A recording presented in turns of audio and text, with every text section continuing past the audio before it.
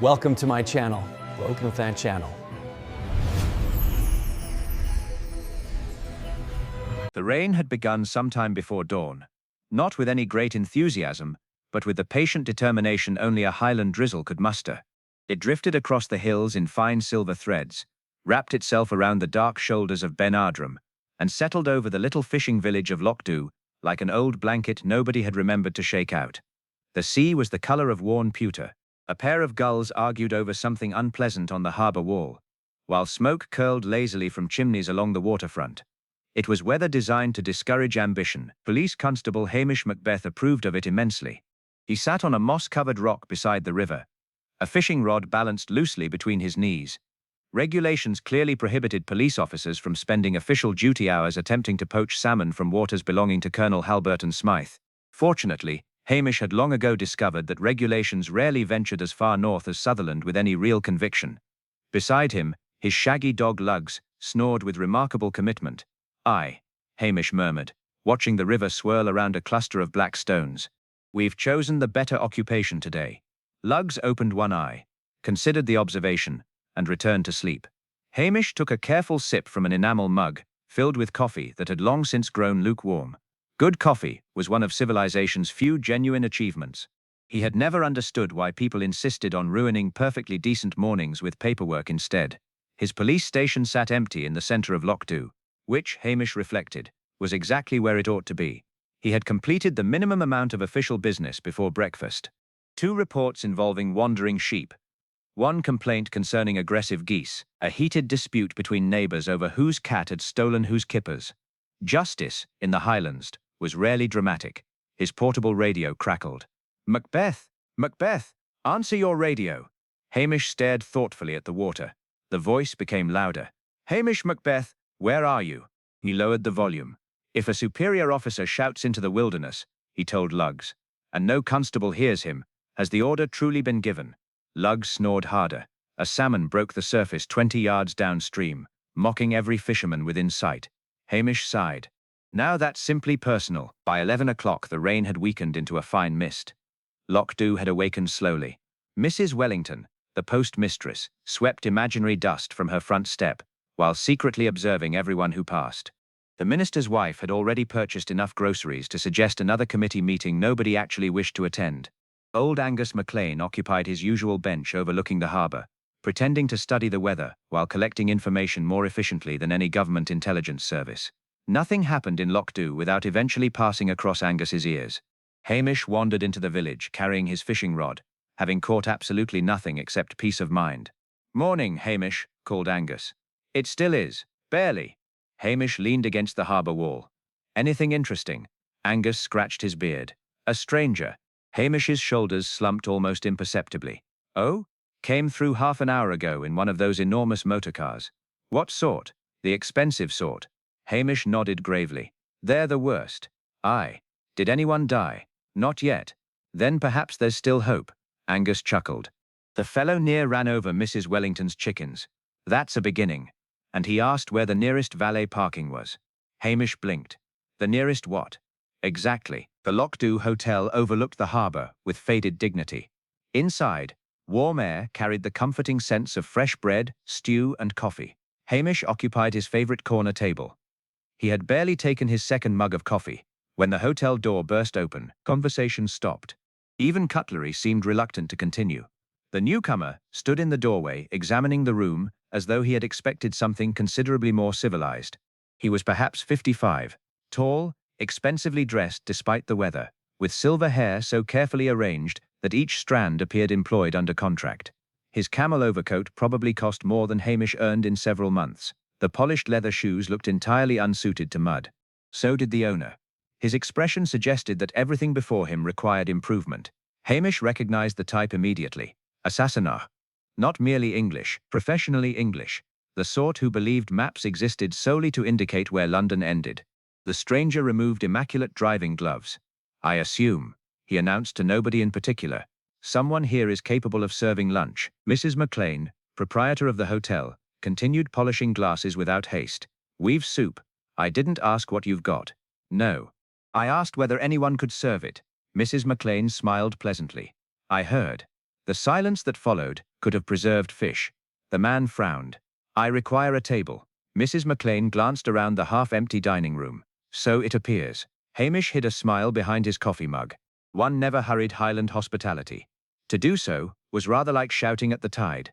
Eventually the stranger seated himself. Mrs. McLean wandered over with deliberate serenity. "What'll it be?" "I'd like the wine list." "We've tea." "No wine." "No. This is a hotel." "Aye. So where's the wine?" "Misty, in Inverness." Several locals coughed suspiciously into their sleeves. The stranger's jaw tightened. "I see." "No," Mrs. McLean replied. "You don't." Hamish had nearly finished his second scone before the stranger approached. "You." Hamish looked around. "Me? You appear to be local." "So I've been told." "I'm looking for a house." "Many people are." "A specific one." "That narrows it." The Englishman produced a folded map. "I recently purchased Ardmore House." Hamish's pleasant expression remained unchanged. Inside, however, a quiet bell rang. Ardmore House. That enormous Victorian mansion overlooking the sea had stood empty for nearly 20 years. The last owner, a widow named Moira Cameron, had disappeared into obscurity after her husband's death. Since then, the property had acquired an impressive collection of ghost stories, unpaid taxes, and broken windows. Few locals went near it, not because they believed in ghosts, because abandoned houses tended to collapse. "You've bought Ardmore?" Hamish asked mildly. "Indeed. I wasn't aware it had sold. My solicitors handled everything. I expect they did. I intend converting it into a luxury country retreat." The words settled over the dining room like smoke. Someone dropped a spoon. Old Angus quietly muttered something that sounded suspiciously like a prayer. Hamish sipped his coffee. "A hotel? A boutique estate? There'll be a spa." Nobody spoke. "A helicopter landing area." Mrs. McLean stopped polishing glasses. "And exclusive membership." The minister's wife actually gasped. Hamish smiled politely. "You'll be wanting planning permission. I'll obtain it. It can take a while." "I don't wait." "No." Hamish agreed.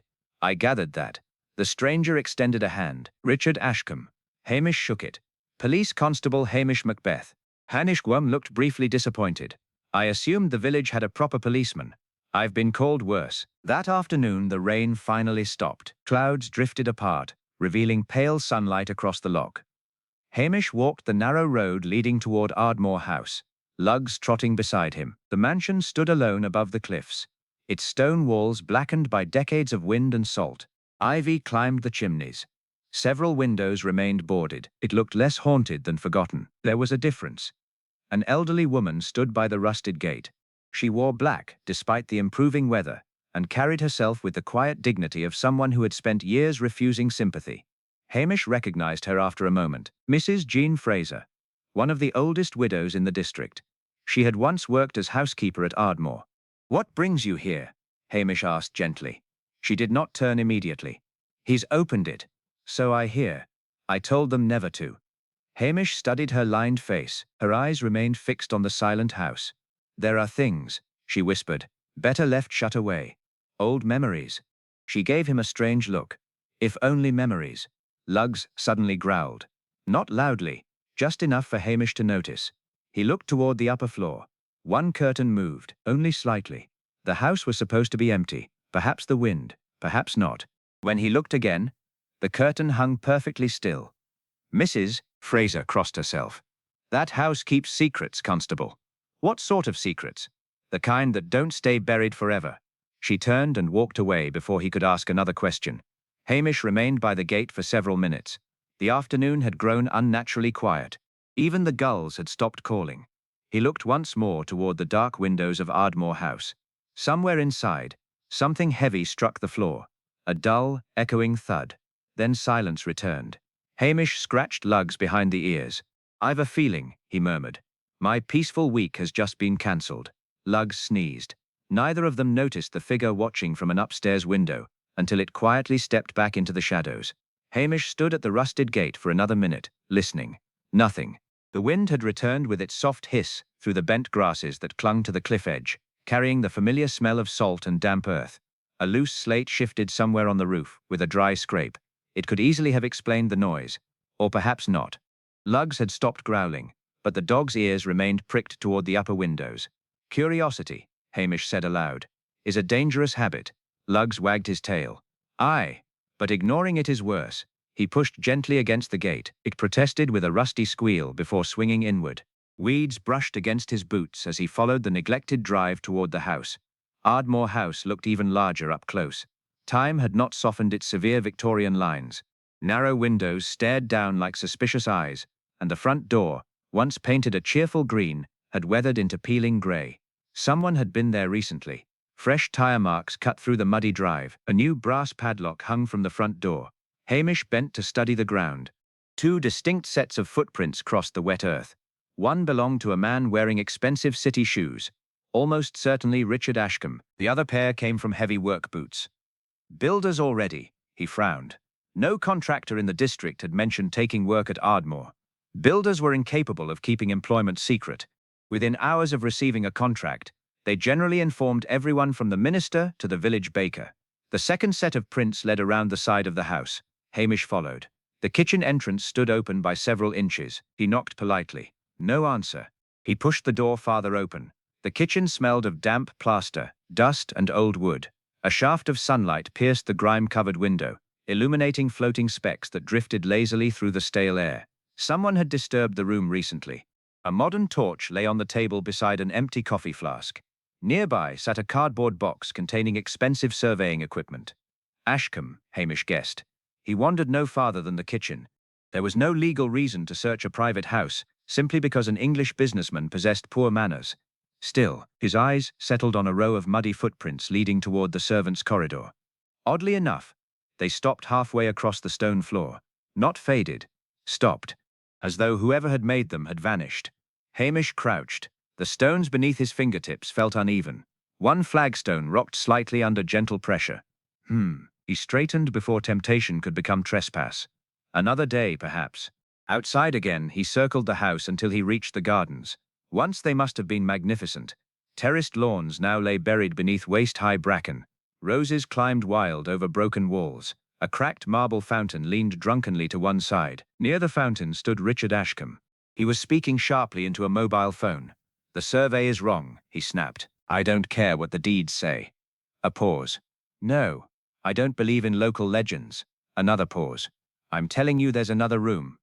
Hamish stopped behind a yew hedge, more from habit than intent. Ashcombe had not noticed him. No, not upstairs. Another silence. Under the house. The businessman ended the call with an impatient jab of his thumb. He stood motionless for a moment before taking a folded sheet of paper from his pocket. It appeared to be an old map. He compared it with the building, muttered something under his breath, then hurried back inside through the kitchen entrance. Hamish waited several minutes. When nothing further happened, he quietly made his way back toward the village. Lugs glanced up expectantly. "I know," Hamish said. The dog gave a small bark. "So do I." Neither of them liked secrets, especially old ones. By evening, the rain had returned. The Lochdu Hotel glowed warmly against the gathering darkness. Lamps reflected on the wet pavement, while villagers settled into their usual places with pints and quiet conversation. Hamish entered more for supper than for society. Mrs. Maclean placed a steaming bowl of venison stew before him without asking. "I thought you'd be hungry." "I usually am." "You've been up at Ardmore." News travelled with astonishing speed. "So it seems." She lowered her voice. "Did you see anything?" "A neglected house." She gave him a look suggesting she had expected a better answer. "People are talking. They generally are. They're saying the Englishman offered double the asking price without viewing the inside." Hamish looked up. "Who told you that?" "The solicitor's clerk told his sister. And she told you." Mrs. Maclean looked mildly offended. "I never repeat gossip." "No? I merely listen." Hamish smiled. Listening in Lochdu was a respectable profession. Old Angus shuffled over carrying his pint. "I remember the widow." "So do I," said Mrs. Maclean quietly. Angus nodded. "Moira Cameron." "The last owner," Hamish said. "A strange woman after her husband died." "How so?" "Kept to herself," Mrs. Maclean added. "She always paid in cash." "For what?" "Groceries. Anything unusual." The two elderly villagers exchanged glances. "She bought candles," Angus said. "A great many candles."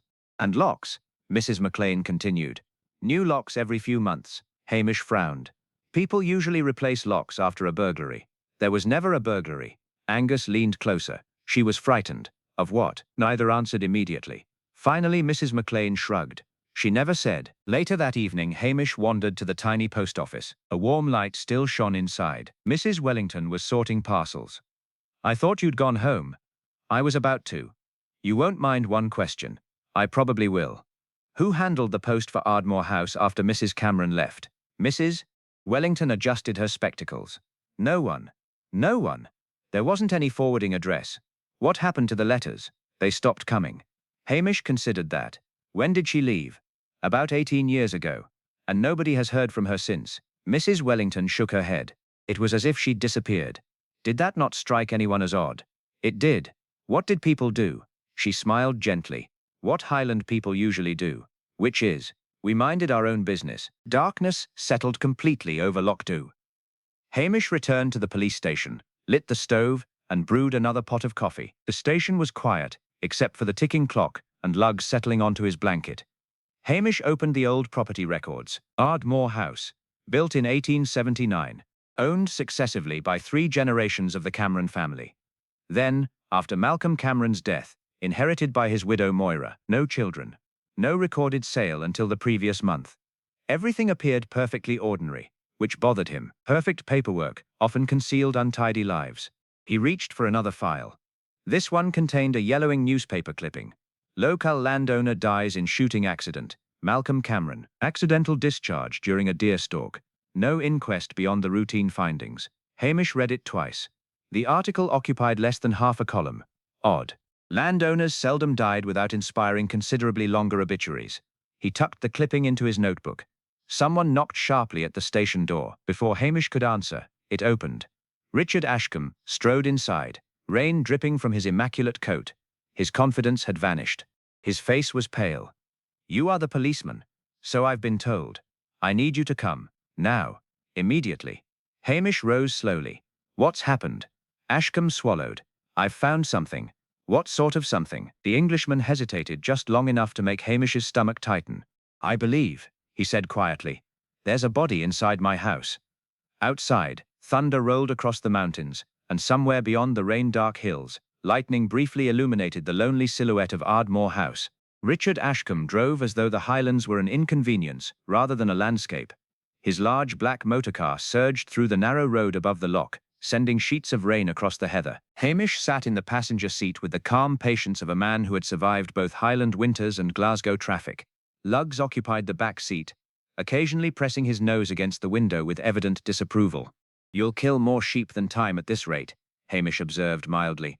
Ashcombe gripped the steering wheel. "I haven't time for jokes." "I wasn't joking." The businessman eased off the accelerator by a fraction. "I found it less than 20 minutes ago." "What exactly did you find?"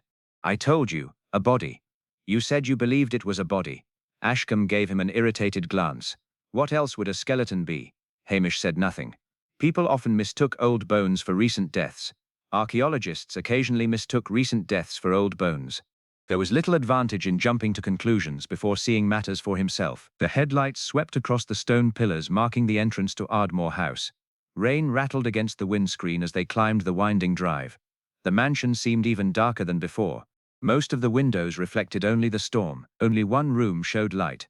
Ashcombe stopped so abruptly that gravel sprayed against the front steps. "I'll show you." He climbed out before the engine had fully stopped. Hamish took his time. Luggs bounded from the car, sniffed the wet air, then trotted toward the kitchen entrance with surprising confidence. "Found your own way, have you?" Hamish murmured. The dog did not look back. Inside, the house echoed with every footstep. Portable work lamps had been set up in the kitchen, and coils of electrical cable lay across the floor. Several walls had been marked with chalk measurements. Surveying equipment stood where Hamish had seen it earlier. The businessman led him through the servants' corridor. "I hired a structural surveyor this afternoon. The boot prints." Ashcombe looked over his shoulder. "What?" "I noticed another pair outside." "Yes. Douglas Reed, local builder." "Where is he now?" "He left after we found it." Hamish filed the information away. "Why were you surveying the basement?" Ashcombe hesitated. "The plans suggested unused space." "The plans?" "My solicitor located old architectural drawings." "And you thought there might be another cellar?" "There is." They reached the uneven flagstone Hamish had noticed earlier. Now it had been lifted aside. Beneath it yawned a narrow flight of stone steps descending into darkness. A work lamp had been lowered below, casting pale yellow light upward. Ashcombe swallowed. It was sealed. Hamish crouched beside the opening. The edges of the stone were worn smooth with age, not recently disturbed. Whoever had hidden the staircase had expected it to remain hidden for a very long time. He picked up the lamp. "You stay here. I'm coming." "No." Ashcombe stiffened. "I insist." Hamish looked at him with quiet amusement. "You've paid for the house." "Yes. I've paid for the uniform." Without waiting for another argument, he descended the steps. The air grew colder with every step. It smelled of damp earth, ancient timber, and something else. Old dust. Nothing more sinister. The chamber below was surprisingly small. Stone walls enclosed what looked like a storage room no larger than a cottage bedroom. Wooden shelves had long since collapsed. Broken crates lay scattered across the floor. Against one wall stood an iron-bound chest, so rusted it had almost become part of the stonework. Nearby rested a wooden chair, and in that chair sat a skeleton. Lugs remained at the top of the stairs, whining softly. Hamish raised the lamp. The skeleton was fully clothed. What remained of a dark wool jacket clung to the ribs. Leather boots, cracked with age, still covered the feet. The skull leaned slightly forward as though the dead man had merely fallen asleep while waiting for someone who never returned. There were no obvious signs of violence, no broken bones, no weapon nearby. Hamish examined the room without touching anything. Cobwebs stretched undisturbed across the corners. A thick blanket of dust covered every surface except one narrow strip leading from the doorway to the chair. Fresh footprints, large, modern. Ashcombe's expensive shoes, no others. Good. That simplified matters. He slowly circled the room. On the floor beside the chair lay an empty glass bottle. Its label had faded beyond reading. Beside it rested a tarnished silver pocket watch. The watch had stopped at 11 minutes past 3, perhaps when it fell, perhaps for some entirely unrelated reason. Hamish slipped a pencil from his pocket and gently nudged open the watch cover. Inside was an engraved inscription: "To Malcolm, with all my love, Moira. Christmas, 1978. Hamish stared at the words. Malcolm Cameron, the husband who had supposedly died in a shooting accident. If this skeleton belonged to Malcolm Cameron, then who exactly had been buried 18 years ago? A floorboard creaked above. Ashcombe called down nervously. "Constable, I'm here." "Is it?" "Aye." There was a long silence. "How old?" Hamish looked around once more. "Older than your renovation plans." That earned no reply. He climbed back into the corridor. Carefully replacing the lamp, Ashcombe searched his face. "Well, we've found human remains. My God. We'll need the doctor. And Strathbane." Hamish nodded reluctantly. "I suppose we will." Ashcombe ran a hand through his perfectly arranged hair. "This changes everything. It usually does." As Hamish reached for the station radio, his eyes drifted toward the open kitchen door. Someone was standing outside in the rain. Only for a heartbeat. A dark figure, watching the house. The instant Hamish looked directly at them, they disappeared into the night. The figure was gone before Hamish reached the doorway. Rain swept across the yard in silvery curtains, blurring the stone walls and the neglected gardens beyond. The beam of the kitchen lamp reached only a few yards into the darkness before the night swallowed it whole. Hamish stood motionless. Most people, when they thought they had seen someone, hurried after them. Hamish preferred to wait. If someone was watching the house, they might believe the policeman was too slow to notice. That impression had served him well for years, and he had no intention of spoiling it. Lugs padded to the doorway, nose working furiously. His hackles lifted for a moment before he trotted into the rain, following a scent toward the old gardens. Hamish followed at an unhurried pace. The grass was flattened in one place beside a row of neglected rhododendrons. Fresh footprints. Smaller than Ashcombe's. Not a workman's heavy boots, nor the broad impressions of a farmer. These belonged to someone wearing ordinary walking shoes. The prints led toward a gap in the crumbling stone wall and vanished onto the moor beyond, where the rain had already begun washing away the trail. He looked down. Caught on a broken branch was a tiny scrap of dark green wool. He removed it carefully and slipped it into an envelope from his notebook. No laboratories, no grand scientific deductions, just something to remember. Lugs gave a quiet bark. "What have you found?" The dog sniffed around an old stone bench almost hidden beneath ivy. Something glinted beneath the wet leaves. Hamish bent down. A silver cigarette case. Expensive. Its polished surface bore a neat engraved crest. A stag surrounded by oak leaves. Inside were 2 cigarettes and a folded piece of paper. The paper contained only 4 handwritten words. She knows the truth. No signature, no date, nothing else. Hamish slipped the note back exactly as he had found it. Interesting. Very interesting. He returned to the house. Richard Ashcombe was pacing the kitchen. Did you catch whoever it was? No. Shouldn't you chase them? They've had a head start, but they could be the killer. Hamish poured himself a cup of coffee from the abandoned flask on the table. It would be difficult. Why? If they've been dead for 18 years. Ashcombe stared. I wasn't talking about the skeleton. No. You think someone was watching us? I know someone was. The businessman frowned. This is absurd. It usually is. You don't seem particularly alarmed. I've learnt that frightened people make mistakes. And? I'd rather let them make one. Ashcombe looked as though he wanted to argue but thought better of it. The village doctor arrived shortly after 10 o'clock. Soaked despite his heavy waterproof coat, Dr. Brodie had served Lockdow for nearly 30 years. He possessed the calm manner of a man who had delivered babies, stitched fishermen, and argued with stubborn pensioners, often enough to believe little could surprise him, until he descended into the hidden chamber. He remained below for nearly 15 minutes. When he emerged, his expression had changed. Well? Hamish asked. They're certainly human remains. I'd gathered that. Dr. Brodie ignored him. They've been there many years. Can you estimate? Not accurately. Male. I believe so. Ashcombe interrupted. Is it Malcolm Cameron? The doctor removed his spectacles. I've no idea. But the watch. I heard about the watch. Then surely, a watch proves ownership of a watch. Hamish smiled faintly. Exactly. People had an unfortunate habit of identifying bodies by objects that could easily change hands. The doctor continued. Whatever happened down there deserves a proper investigation. Hamish sighed inwardly. Those 4 words meant only one thing. Strathbane. The call reached headquarters just before 11. Detective Chief Inspector Blair arrived the following morning, in a foul temper. His large police car skidded into the drive, followed by another carrying 2 detectives and a photographer. Blair climbed out first. He was broad, red-faced, and already shouting before the engine stopped. Macbeth! Hamish, who had been quietly drinking coffee beside the kitchen door, looked up. Morning, sir. What in God's name have you been doing? Waiting. For what? You? That did not improve Blair's mood. You couldn't investigate a burst water pipe without making a holiday of it. So I've been told. Blair snatched the preliminary notes from Hamish's hand. A skeleton? Yes, sir. In a hidden room? Yes, sir. And you've contaminated the whole bloody scene wandering about with that ridiculous dog.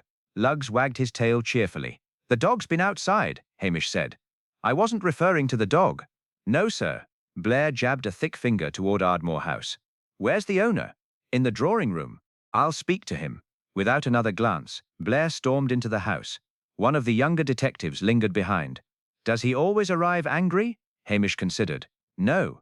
When isn't he? When he's leaving. The detective failed to hide a grin before hurrying after his superior. Half an hour later, Blair emerged looking triumphant.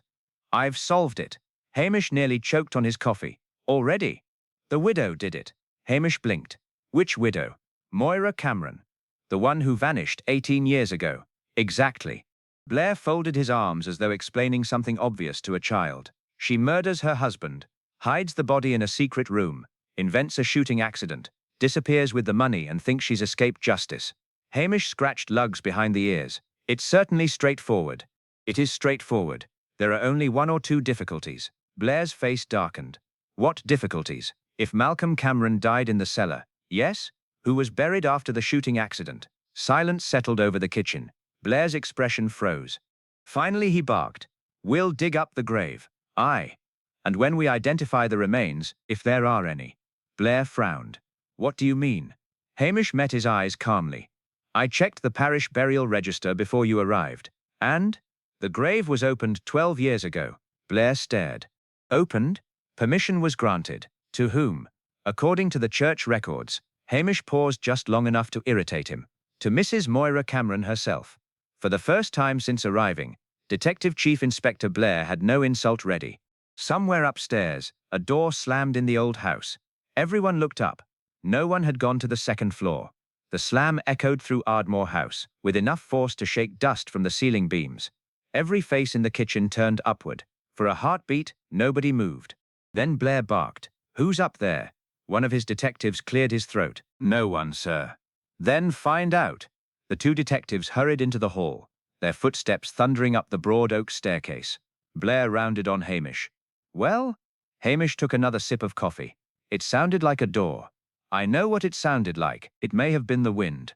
"There wasn't any wind inside the house." "No." Blair glared. "You've become even more useless than I remember." "So people tell me." 5 minutes later the detectives returned. "Nothing, sir." "What do you mean, nothing?" "We searched every room. And? No one's there." Blair's face grew steadily redder. "You've searched badly." "Yes, sir." "You'll search again." They disappeared upstairs once more. Hamish wandered into the entrance hall. The great staircase curved elegantly toward a long landing lined with portraits. Most of the paintings had darkened with age, but one still caught the eye. A woman dressed in black satin, dark hair, calm grey eyes. She seemed to be looking directly at anyone standing below. A brass plaque identified her. Moira Cameron, 1981. Hamish studied the portrait. She looked younger than he had imagined. Certainly not the haunted recluse the villagers remembered. There was intelligence in her expression, and something else, weariness. He had seen that look before. People wore it when they were keeping dangerous secrets. Ashcombe joined him. "Remarkable painting." "I bought everything with the house, so I gather. I've already had collectors asking about the furniture." Hamish glanced sideways. "You move quickly. I dislike wasting time. And yet you bought a house you'd never entered." Ashcombe smiled thinly. "Sometimes opportunity demands speed." "What opportunity?" The businessman hesitated. "I believed the estate was worth considerably more than the asking price." "Why?" "The land." "What about it?" "I'll tell you later." Hamish noticed he had not actually answered the question. By midday, word had spread through Lockdow. It always did. The hotel dining room filled earlier than usual. Nobody admitted to coming for gossip. Everyone happened to require lunch at precisely the same time. Mrs. McLean placed shepherd's pie before Hamish. "You'll need feeding." "I seldom argue." Old Angus arrived carrying his customary pint despite the early hour. "So," he said. "So, they've found a skeleton. News travels. It runs." Mrs. Wellington entered moments later, pretending she needed stamps. She had never bought stamps while carrying a shopping basket before. Hamish smiled to himself. The village was assembling. Mrs. McLean lowered her voice. "Blair's saying it's the widow. He often says the first thing that occurs to him. And is he right?" "I don't know. You usually have an opinion." "I usually keep it." Angus leaned forward. "I remember the funeral." Hamish looked at him. "Malcolm Cameron's." "Aye. You attended. So did half the county. What do you remember?" The old fisherman frowned. "It rained. It usually does. The coffin stayed shut. Not unusual. No." Angus rubbed his chin. "But now I think about it." He paused. "What?" "It was lighter. Lighter. Took only 4 men to carry." Mrs. McLean frowned. "That means nothing." "Perhaps." Hamish remained silent. People often dismissed memories until someone listened properly. "What else?" he asked gently. Angus stared into his beer. "The widow never cried." Mrs. Wellington sniffed. "Not everyone cries in public." "No. But she watched the coffin all the way to the church, and she looked frightened." After lunch, Hamish walked to the kirk. The small stone church overlooked the loch, surrounded by weathered gravestones leaning gently with age. The minister, Reverend Peter McLean, was trimming roses beside the path. "You've come about the Cameron grave." "I have." The minister smiled sadly. "I suspected you would." They walked together among the headstones. The Cameron plot lay beneath an ancient yew tree. Fresh grass covered the earth. No obvious sign remained that it had been disturbed 12 years earlier. "You authorized the exhumation?" Hamish asked. "My predecessor did." "The records mention Mrs. Cameron." She returned unexpectedly. "Did you meet her?" "I was a young curate then." "What was she like?" The minister considered. "Very tired." "Anything else?" "As though she'd spent years looking over her shoulder." Hamish looked at the grave. "Why reopen it?" "She claimed she wished to move her husband's remains." "Where?" "A family cemetery near Inverness." "Did she?" "I assumed so." "You never checked." The minister looked surprised. "It wasn't my business." Highland people truly possessed a remarkable respect for privacy. "Who supervised the exhumation?" "A funeral director from Strathbane." "Name?" The minister disappeared briefly into the vestry. He returned carrying an old ledger. Hamish opened it carefully. One name immediately caught his eye. Douglas Reed, the builder. The same builder Ashcombe had hired to inspect Ardmore House. Interesting. Very interesting indeed. Douglas Reed was a funeral director? Hamish asked. He worked for his father's firm, and now he's a builder. So far as I know. People changed professions. It happened. But Hamish disliked coincidences that arrived in pairs. That evening he found Douglas Reed repairing a dry stone wall outside the village. The builder was a solid man in his late 40s, with broad shoulders and permanently dusty boots. He smiled easily enough. Constable. Busy day. You could say that. Hamish leaned against the wall. You've been back to Ardmore. Aye. Doing structural work. Just surveying. You also helped exhume Malcolm Cameron's coffin. The smile faded. Long time ago. You remember it. Not much. Try. Douglas kept stacking stones. The widow paid well. Cash. Aye. Did you open the coffin? His hand stopped moving. No. You were there. The undertaker handled it. You didn't look. Douglas shook his head too quickly. It wasn't my concern. So what did you do? Loaded the coffin. Heavy. The builder blinked. What? The coffin. I don't remember. Most men who lifted coffins remembered whether they were heavy. Especially if someone asked them 18 years later. Hamish changed the subject. How did Ashcombe know to hire you? He asked around. That's all? So far as I know. Hamish thanked him and walked away. After 100 yards he glanced back. Douglas Reed was no longer repairing the wall. He stood watching Hamish leave, his face pale despite the evening sun. Back at the police station, Hamish spread his notes across the desk. Lugs lay asleep near the stove. The facts refused to fit comfortably together. A skeleton hidden beneath the house. A husband supposedly killed elsewhere. A widow who reopened a grave years later. A builder connected to both events. And someone watching the house from the darkness. His eyes drifted to the silver cigarette case recovered from the garden. He unfolded the mysterious note again. She knows the truth. Not she knew. Present tense. Someone believed the woman was still alive. A knock sounded softly at the station door. It was not the impatient pounding of Blair, nor the cheerful rap of a villager. Just 3 quiet knocks.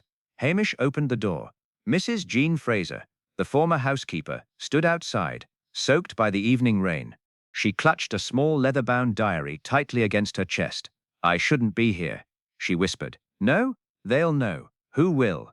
Her frightened eyes searched the darkness behind her, before returning to Hamish. I've kept this hidden for 18 years. She held out the diary with trembling hands. It belonged to Mrs. Cameron. Before Hamish could take it, a rifle shot cracked across the silent village. The diary slipped from Mrs. Fraser's fingers as she collapsed onto the station steps. The sound of the shot rolled away across the loch, bouncing from one dark hillside to another before fading into silence. For an instant, Hamish did not move. Panic wasted time. He knelt beside Mrs. Jean Fraser. She was conscious. Her breathing came in short, frightened gasps. Blood spread across the sleeve of her black coat. The bullet had torn through the fleshy part of her upper arm, rather than striking her chest. Lucky, Hamish muttered. She looked at him with wide, terrified eyes. They don't want anyone to know. I know. No. She gripped his jacket with surprising strength. You don't? Hamish raised his voice toward the open hotel across the road. Doctor! Within seconds, chairs scraped across wooden floors. People poured from the hotel. Old Angus moved faster than anyone had seen him move in years. Mrs. McLean arrived carrying clean towels before anyone asked. Brodie pushed through the gathering crowd, his medical bag already open. What happened? Single rifle shot. Where from? Hamish glanced toward the hillside overlooking the village, somewhere above the harbour. The doctor examined the wound. She's fortunate. I thought so. The bullet passed clean through. Mrs. Fraser caught Hamish's sleeve again. The diary. He looked down. It lay in a puddle beside the station steps. He picked it up carefully. The leather cover was cracked with age. Across the front, embossed in fading gold letters, were the initials. M.C. Moira Cameron. Mrs. Fraser relaxed slightly. Don't let Blair have it. Hamish smiled faintly. I'll think about it.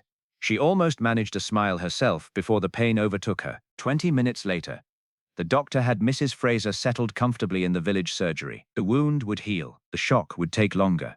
Outside, Blair arrived in a fury after hearing reports of gunfire. He stormed into the station. What now? Hamish poured 2 cups of coffee. Someone shot Mrs. Fraser. I know that. You asked. Where's the weapon? Whoever fired it, took it. Did anyone see the shooter? No. Blair slapped the desk. This village is full of blind idiots. Hamish slid a cup toward him. Coffee. I don't want coffee. It'll cool while you're shouting. Blair ignored the cup. What did the old woman tell you before she was shot? Not much. Macbeth. She gave me something. What? Hamish looked thoughtfully at the diary. A diary. Blair snatched it from the desk. Excellent. He opened the cover. Every page was blank. He frowned. What kind of diary is this? Hamish blinked. Blank? He had expected years of entries. Blair flipped through every page. Nothing. Not a single written word. He threw it back onto the desk. Useless. Seems so. You're hiding something. I often appear to be. Blair glared for another moment before marching out. I'll question the entire village. The door slammed behind him. Hamish waited until the sound of Blair's voice disappeared into the street. Then he picked up the diary again. Blank pages. He frowned. Mrs. Fraser had risked her life to deliver it. Nobody did that for an empty notebook. He held it closer to the stove. Nothing. Then he smiled. Of course. Lugs lifted his head. Remember school? The dog tilted his head. Invisible ink. Hamish borrowed a kettle from Mrs. McLean. He filled it with water and placed it carefully on the stove. Steam slowly filled the little station. When the kettle began to whistle, he held the first page above, not in the rising heat. Very gradually, faint brown writing appeared. Line after line emerged as though a ghostly hand were writing across the paper. Hamish read silently. May 14th. Malcolm says I worry too much. He believes they have forgotten the old room. I pray he is right. He turned the page. More words. June 2nd. Another letter arrived demanding that Malcolm sell the estate. He burned it before breakfast. He refuses to tell me who keeps writing them. Another page. June 19th. Malcolm discovered father was right. There truly is something beneath Ardmore. He says it must remain hidden forever. Hamish leaned back slowly. Not treasure. Not ghosts. Something else. He continued reading. The entries became increasingly anxious. Malcolm stopped sleeping. Strangers were seen near the cliffs at night. Doors were locked. Servants dismissed. Finally, one entry stopped Hamish altogether. August 7th. Malcolm has decided to meet Douglas after dark. He believes Douglas can be trusted because his father served our family for years. I begged him not to go alone. Douglas Reed, the builder. Hamish reread the sentence twice. So Douglas had known Malcolm Cameron, before the supposed shooting accident, much better than he had admitted. The next page had been torn out. The page after that contained only one hurried sentence. If anything happens, it was never an accident. The remaining pages were blank. Or had once seemed so. A soft knock interrupted his thoughts. This time it was Elspeth Grant. The young reporter from the Highland Times entered carrying a dripping umbrella and an expression that suggested she already knew half the story. I heard there was shooting. There was. And Blair, still shouting. So the world remains normal. She noticed the open diary. You've found something. Perhaps. You look pleased. I rarely am. Elspeth smiled. Which means you're onto something. She sat opposite him. I've been making inquiries. Oh? Richard Ashcombe. What about him? He isn't just a property developer. No? He's spent the last 5 years buying old Highland estates. Hamish looked up. Why? No one seems certain. How many? 7. All abandoned. She nodded. Every one. Hamish felt a faint chill despite the warmth of the stove. 1 estate might be coincidence. 2 invited curiosity. 7 suggested purpose. Anything else? Elspeth removed a folded newspaper clipping from her bag. I thought you'd like this. The article described a fire that had destroyed an old manor house near Fort William 3 years earlier. The owner, Richard Ashcombe. The estate had been demolished immediately afterward. What caused the fire? Hamish asked. Officially, faulty wiring. And unofficially, Elspeth lowered her voice. The caretaker disappeared the same night. Neither of them spoke for several moments. Finally, Hamish folded the clipping into his notebook. Outside, Blair's voice could still be heard bullying innocent villagers. Inside, another possibility had quietly taken shape. Perhaps Richard Ashcombe had not come to Ardmore House because of its views, its gardens, or its potential as a luxury hotel. Perhaps he had come looking for whatever Malcolm Cameron had hidden beneath it. Just then the station telephone rang. Hamish answered. It was one of Blair's detectives. His voice was strained. Macbeth? Yes? You'd better come back to Ardmore. What now? We've opened the old iron chest in the hidden room. There was a long pause. It isn't empty. Hamish replaced the receiver without haste. Elspeth watched him over the rim of the coffee mug Mrs. McLean had pressed into her hands a few minutes earlier. Bad news? Perhaps. You're doing that thing again. What thing? The one where your face goes completely blank. Hamish smiled. It annoys Blair. So you've found something. I may have. And you're not telling me. Not yet. She sighed dramatically. You are the most infuriating policeman in Scotland. I've had practice. Lugs was already on his feet, tail wagging expectantly. You know where we're going, do you? Hamish asked. The dog barked once. Aye, so do I. Ardmore House was brighter than it had been the previous evening. Portable floodlights illuminated the kitchen entrance, while police cars crowded the drive. Curious villagers had gathered at the gates despite the late hour, whispering theories with increasing confidence. Blair met Hamish in the hall. About time. I came as quickly as seemed sensible. You stroll everywhere. It saves replacing boots. Blair jabbed a thumb toward the hidden staircase. The chest. So I heard. We've opened it, and you'll see. Hamish noticed Blair was attempting to sound unimpressed, which usually meant he was impressed. They descended into the hidden chamber. The skeleton remained exactly as before, seated patiently in its wooden chair. The iron-bound chest, however, now stood open. Inside were several bundles wrapped in oilcloth. A detective carefully unfolded the first bundle.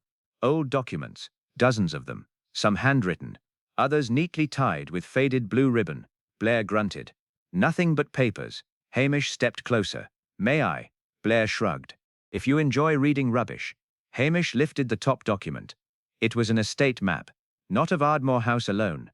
The map included miles of surrounding coastline. Across one cliff was a small ink mark beside a handwritten note. Old Smuggler's Cave. Entrance sealed. Interesting. He unfolded another sheet. This one listed names. Not local names. Many belonged to prominent businessmen, lawyers and politicians from Edinburgh and London. Beside each name appeared a series of numbers. Payments? Debts? Contributions? No explanation was given. A third bundle contained letters. Hamish selected one at random. The handwriting matched the invisible diary. Moira Cameron's. Malcolm refuses to surrender the papers. He believes the people behind this will kill us before allowing them to become public. No signature. No recipient. The final page had never been posted. Hamish quietly returned it to the bundle. Blair folded his arms. Well, it appears someone thought these worth hiding. I can see that. But why?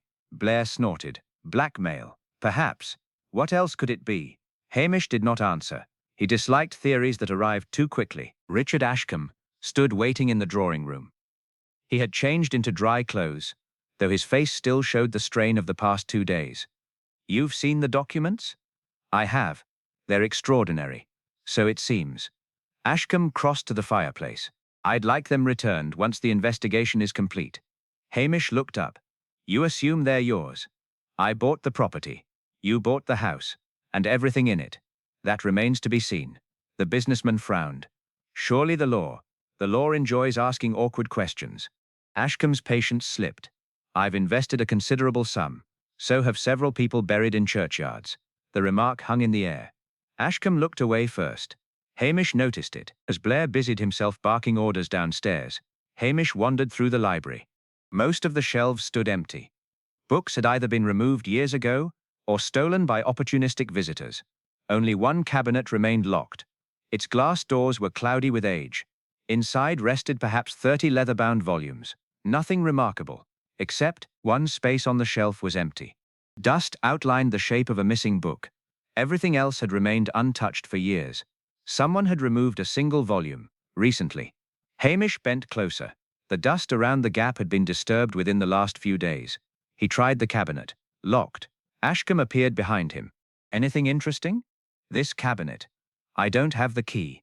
No? The previous owner never left one. Ashcombe smiled politely. Old houses are full of mysteries. They are. Hamish wondered whether Ashcombe knew about the missing book. The following morning the rain finally cleared. Low clouds drifted toward the mountains, leaving Lochdew washed clean beneath a pale summer sun. Hamish decided to visit Mrs. Jean Fraser. She looked considerably stronger. Her injured arm rested in a sling, but her sharp grey eyes had lost none of their intelligence. You've read it, the diary? She nodded. I have. And now you understand. Not yet. She smiled sadly. Malcolm trusted the wrong people. Himself included? She looked surprised. Why do you say that? Because he arranged to meet Douglas Reed. Mrs. Fraser closed her eyes. So she wrote that. She did. After a long silence, she whispered, Douglas wasn't the one Malcolm feared. No, he was only the messenger. For whom? Mrs. Fraser hesitated. The Black Stag. Hamish frowned. I've never heard of him. Nobody has. Who is he? I don't know. A person? I think so. Why the name? That was all Malcolm ever called him. She leaned closer despite the pain in her shoulder. There were letters. I know. They all carried the same mark. What mark? A black stag. Hamish immediately remembered the silver cigarette case, the engraved crest, a stag surrounded by oak leaves. Not identical perhaps, but close enough to stir his memory. He said nothing. Mrs. Fraser continued. People believed Malcolm's death was an accident. It wasn't? She shook her head firmly. He was terrified the week before he disappeared. Of what? He kept saying they wanted the ledger. Hamish's attention sharpened. The ledger? Yes. What ledger? I don't know. I found papers beneath the house. Then you didn't find it. She was certain. The ledger was different. How? I never saw inside. But it was bound in black leather. Hamish thought immediately of the empty space in the library cabinet. One missing book. Exactly the size of a ledger. That afternoon he returned to Ardmore House alone. Blair had taken the discovered documents to Strathbane, loudly declaring the case nearly solved, which suited Hamish perfectly. The fewer people wandering through the house, the better. Lugs padded silently beside him. The library felt peaceful in the afternoon sunlight. Hamish examined the locked cabinet again. This time he noticed something he had overlooked before. A tiny brass key hung from a nail beneath the lowest shelf. Hidden behind a loose strip of carved wood, he smiled. Not much of a hiding place. The key fitted perfectly. The cabinet opened with a soft click. Hamish ignored the remaining books. Instead, he examined the dusty outline where the missing volume had rested. There, almost invisible against the polished oak, was a tiny scrap of paper trapped beneath the shelf. He eased it free with the tip of his pocket knife. It contained only 6 penciled words. Ask the minister about Isabel Grant. Hamish read it twice. Isabel Grant. The name meant nothing to him. Yet someone had hidden the message deliberately beneath the missing ledger. He folded the note into his notebook. At that exact moment, Lugs growled. Not toward the door. Toward the fireplace. Hamish turned slowly. One of the carved wooden panels beside the hearth had moved. Only by an inch. From somewhere behind it came the unmistakable sound of someone breathing.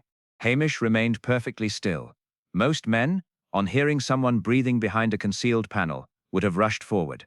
Hamish had long ago discovered that rushing generally benefited the other fellow.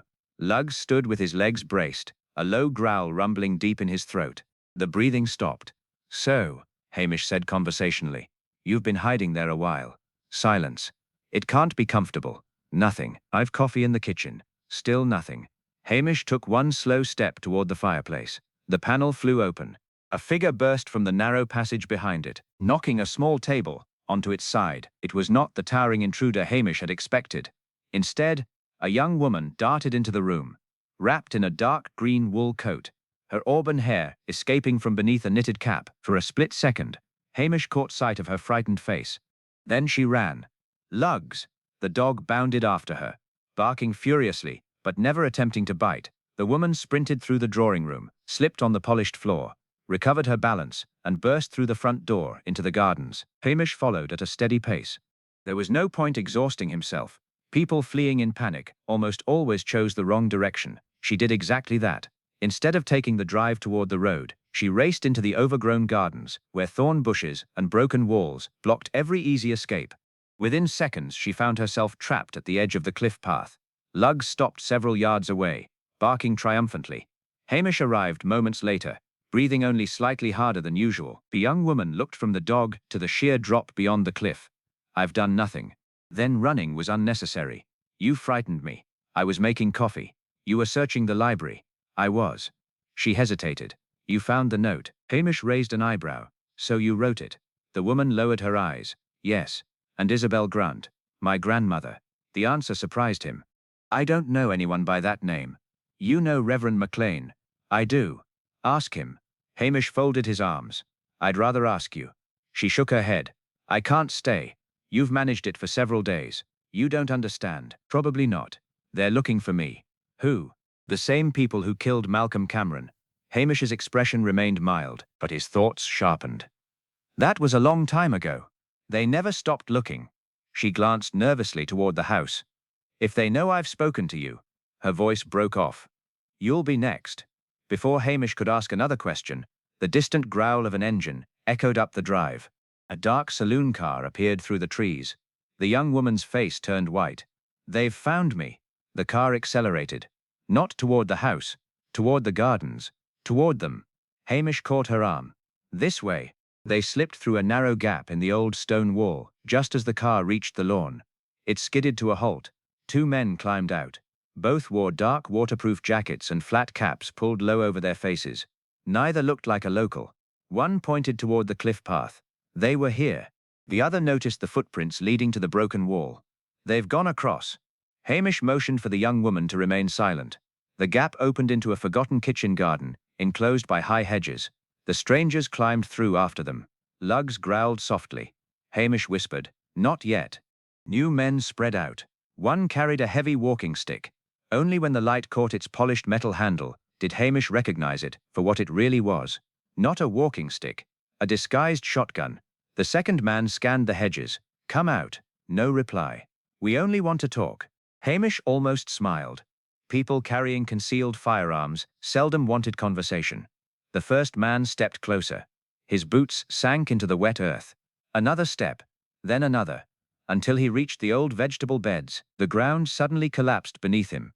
With a startled shout, he disappeared waist-deep into a forgotten root cellar hidden beneath rotten planks. His companion spun around. What happened? The trapped man struggled furiously. "My leg." Without thinking, a second man rushed to help him. Hamish took his chance. He stepped from behind the hedge. "Afternoon." The man froze. His hand moved toward the disguised shotgun. "I wouldn't." The stranger stared. "You the policeman, so people say." The man's eyes flicked toward Hamish's empty hands. "No gun?" "I left it at home." He had. The man smiled grimly. "Bad mistake, so I've been told." The stranger swung the shotgun free from its disguise. Before he could raise it, Lugs launched himself forward with a thunderous bark. The dog struck the man's legs hard enough to throw him off balance. The shotgun discharged harmlessly into the air with an explosive roar that sent birds erupting from the nearby trees. The recoil knocked the weapon from the man's hands. Hamish covered the distance in 3 long strides. The stranger threw a clumsy punch. Hamish ducked beneath it, caught the man's wrist, and twisted sharply. The shotgun fell into the grass. A moment later, the man lay face down in the mud, with Hamish's knee firmly between his shoulder blades.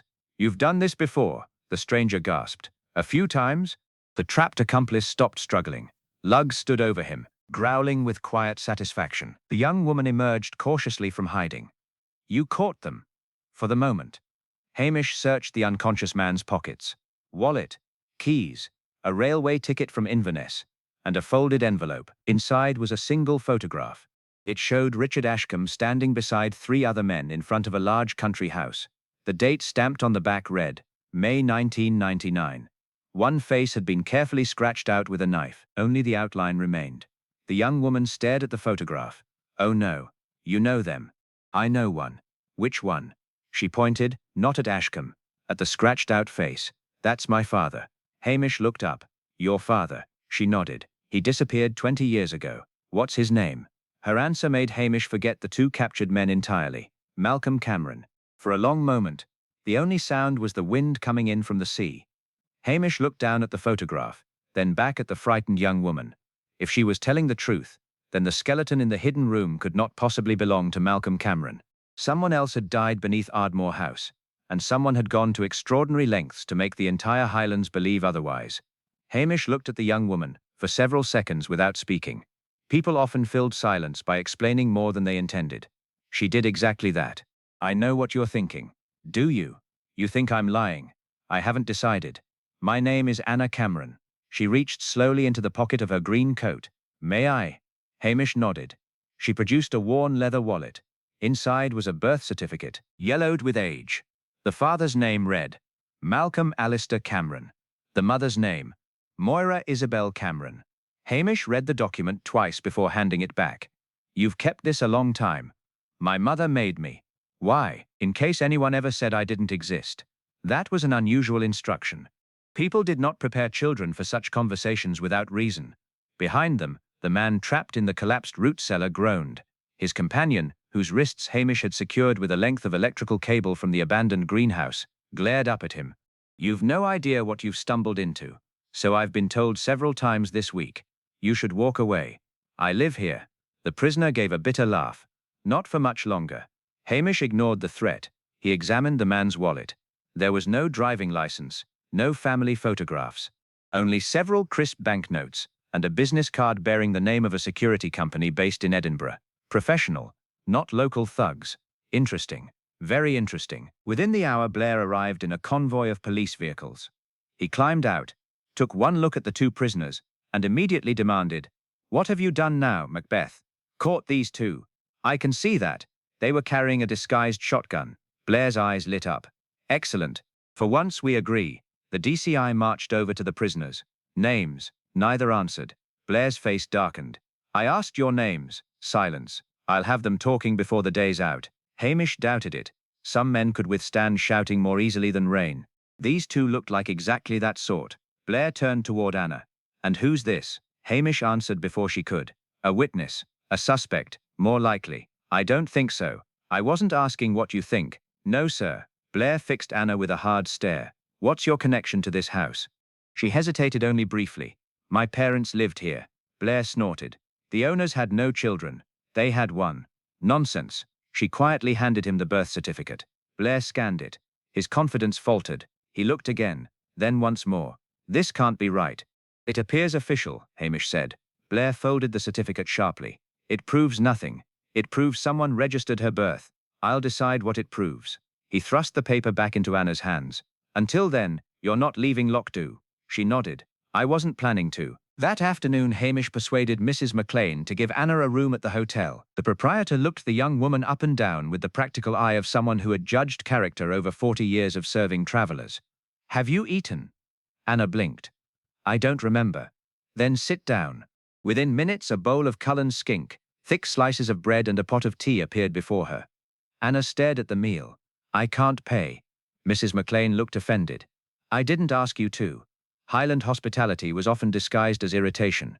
Anna managed the first genuine smile Hamish had seen.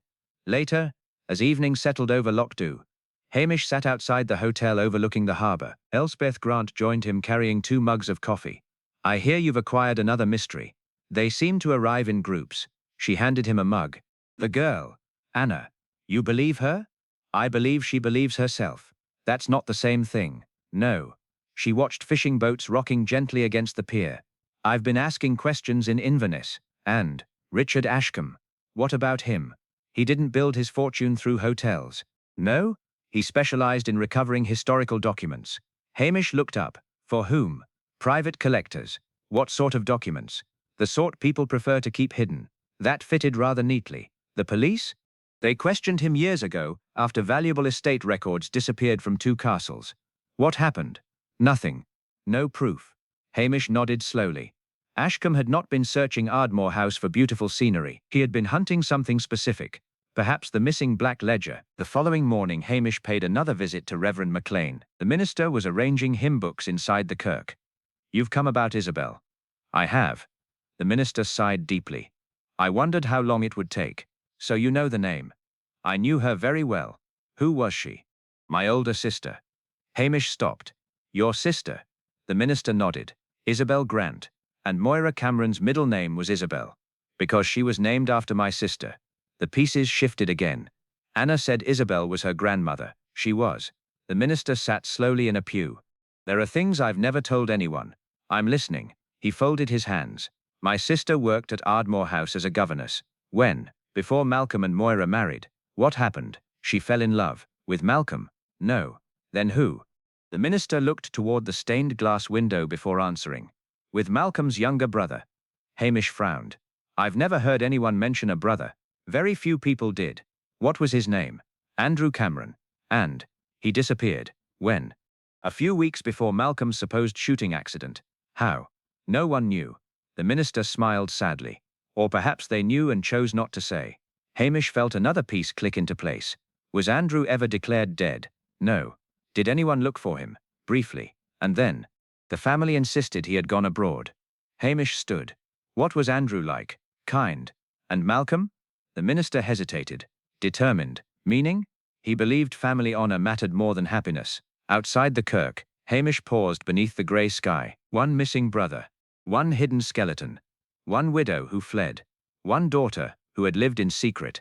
The story had become considerably larger than a simple murder. That afternoon, a telephone call came from Strathbane. The forensic anthropologist had completed a preliminary examination of the skeleton. Blair insisted on taking the call himself. His booming voice carried through the entire police station. What? A pause. You're certain? Another pause. That can't be right. He slammed down the receiver and stared at Hamish. What is it? Hamish asked. Blair looked unusually unsettled. The skeleton, yes? It isn't 18 years old. Hamish waited. It was placed in that cellar. Blair swallowed his pride before finishing. About 6 years ago. The room fell silent.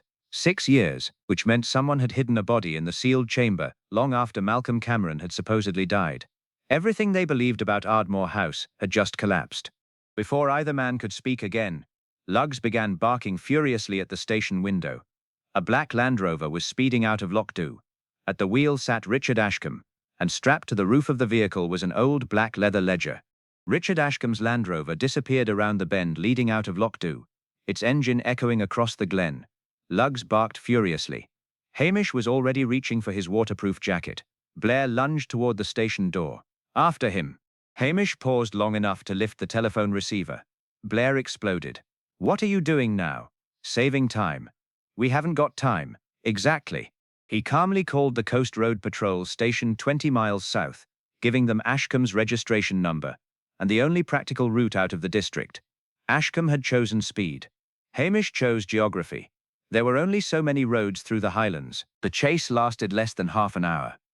Ashcombe's Land Rover was eventually found abandoned beside the entrance to the old smuggler's cave marked on Malcolm Cameron's hidden map. The tide was low. The cave mouth yawned beneath the cliffs, half concealed by seaweed-covered rocks. Blair puffed his way down the slippery path, already shouting, "Spread out!" His detectives obeyed. Hamish did not. He stood quietly at the cave entrance. The sea washed rhythmically over the stones. Someone had entered recently. Fresh boot prints crossed the wet sand. Only one set went in. None came out. He hasn't escaped, Hamish said. Blair snorted. Don't state the obvious. I wasn't. The cave stretched farther beneath the cliffs than anyone expected. Old wooden supports held up the roof.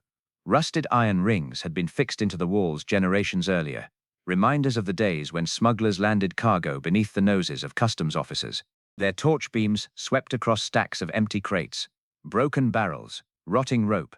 Then they reached a larger chamber. Richard Ashcombe stood beside a folding table. The black leather ledger lay open before him. He did not appear surprised to see them. I wondered how long it would take. Blair stepped forward triumphantly. It's over. Ashcombe smiled faintly. No, it most certainly is. You still don't know what you've found. Blair reached for the ledger. Ashcombe calmly placed one hand upon it. I wouldn't. Oh, if you read it. He looked directly at Hamish. You'll understand why people have died. Hamish studied him. You've been looking for it for years. Ashcombe nodded. 5 years. Not for money. No. The papers beneath Ardmore weren't the real prize. No. The ledger was. Yes. Blair lost patience. For God's sake, Macbeth, arrest him. Hamish walked slowly toward the table. What is it? Ashcombe gave a weary laugh. Insurance. Against whom? The powerful. He gently turned the ledger around. Inside were page after page of meticulous entries, dates, payments, names, not merely businessmen, judges, senior police officers, politicians, landowners. For decades, Malcolm Cameron had secretly recorded systematic bribery surrounding valuable Highland estates, fraudulent land transfers, intimidation of owners, forged inheritances, and blackmail. The fortunes of respectable men had been built upon stolen property. Hamish closed the book. So Malcolm intended to expose them. Eventually. And someone stopped him. Ashcombe shook his head. No. Hamish looked up. No? Malcolm disappeared because he refused to hand over the ledger. Who killed him? Ashcombe answered quietly. No one. Silence settled over the cave. Blair blinked. What? He escaped. Anna's words echoed in Hamish's mind. My father disappeared. Not, my father died. Hamish spoke carefully. The skeleton wasn't Malcolm. No. It wasn't Andrew Cameron either. No. Who was it? Ashcombe looked genuinely sad. Douglas Reed. Even Blair stopped talking. Ashcombe continued. Douglas helped Malcolm fake his death. Hamish remembered the diary. Malcolm has decided to meet Douglas after dark. He dug up the original grave 12 years later, Hamish said slowly. Yes. So Moira could remove the false evidence. Exactly. The coffin had never contained Malcolm. Ashcombe nodded. It contained stones. Blair stared in disbelief. Stones? The funeral was staged. Hamish suddenly understood Angus's memory. The unusually light coffin. The widow's frightened face. Everything fit. But Douglas ended up in the cellar. Ashcombe lowered his eyes. He betrayed Malcolm. To whom? Men who wanted the ledger. And 6 years ago? They discovered Douglas had hidden it instead of delivering it. So they killed him. Yes. And left his body beneath Ardmore. They assumed no one would ever reopen the chamber. Hamish folded his arms. Where is Malcolm now? Ashcombe smiled sadly. I honestly don't know. You expect me to believe that? I tracked the ledger. Not Malcolm. I never found Malcolm. Hamish watched him carefully. For the first time since arriving in Lochdu, Richard Ashcombe appeared completely truthful. A slow clap echoed through the cave. Everyone turned. An elderly man stepped from the shadows. He leaned upon a walking stick. His beard was white. His clothes were plain. No one had heard him approach. Anna gasped. The walking stick fell from the old man's hand. Father. No one moved. The old man smiled at her. I'm sorry. Anna crossed the cave in 2 running steps and embraced him. For a long moment neither spoke. Even Blair remained silent. Finally Hamish asked quietly. Malcolm Cameron. The old man nodded. I've used another name for many years. You've been alive all this time. I had to be. Why? Malcolm looked toward the ledger. As long as people believed I was dead, they stopped hunting my family. And yet they continued searching for the book. They never stopped. Hamish understood. The ledger had protected Malcolm's family better than exposing it ever could. As long as nobody possessed it openly, everyone remained uncertain. Fear had become its own shield. Why return now? Hamish asked. Malcolm smiled at Anna. Because someone finally listened. The journey back to Lochdu was quiet. Formal statements occupied the remainder of the day. Malcolm agreed to testify. The ledger passed into secure government custody. Its contents prompted investigations that reached far beyond Sutherland. Several influential men resigned before charges could even be considered. Others quietly disappeared from public life. Richard Ashcombe admitted he had spent years searching for the ledger on behalf of wealthy clients, but insisted he had never participated in murder. His evidence proved valuable in identifying the network responsible for Douglas Reed's death and the attempt on Mrs. Fraser's life. Mrs. Jean Fraser recovered steadily. When told Malcolm Cameron was alive, she simply smiled and said, I always hoped he had more sense than the rest of us. Detective Chief Inspector Blair held a triumphant press conference in Strathbane. Standing before a bank of cameras, he explained in great detail how his determined leadership had unraveled one of the Highlands' most extraordinary mysteries. He mentioned Hamish exactly once. With routine assistance from the local constable, Hamish listened on the hotel television while eating Mrs. McLean's steak and kidney pie. Elspeth laughed so hard, she nearly spilled her tea. Doesn't that annoy you? Hamish cut another piece of pie. What? Blair taking all the credit. Hamish looked genuinely puzzled. If Blair receives the glory, he took another bite. He's far less likely to recommend me for promotion. Elspeth shook her head. You planned that. I may have. A week later, an official letter arrived from headquarters. PC Hamish Macbeth is commended for his dependable cooperation with senior officers during the Ardmore investigation. No further action required. Hamish smiled with quiet satisfaction. No further action. Exactly the words he liked best. Life gradually settled back into its familiar rhythm. The tourists continued asking foolish questions. Mrs. Wellington resumed knowing everyone else's business. Old Angus reclaimed his bench overlooking the harbour. Mrs. McLean continued pretending she never listened to gossip while hearing every word spoken within 50 yards of her hotel. Ardmore House remained empty. Malcolm Cameron donated the estate to a Highland Preservation Trust, refusing every offer from developers. The hidden chamber was sealed once more. This time, officially. One crisp autumn morning, Hamish returned to the river with lugs. The water sparkled beneath a pale blue sky. He cast his fishing line into the current. Lugs settled happily beside him. The police radio crackled. Macbeth? Hamish glanced at it thoughtfully. He lowered the volume. If it's important, he told Lugs, they'll ring again. Lugs sighed contentedly. A salmon broke the surface downstream. Hamish smiled. "Now then," he said, "let's see if either of us has learned anything." The Highlands stretched around them, quiet once more, keeping most of their secrets, and only surrendering the ones that a patient man was willing to wait for.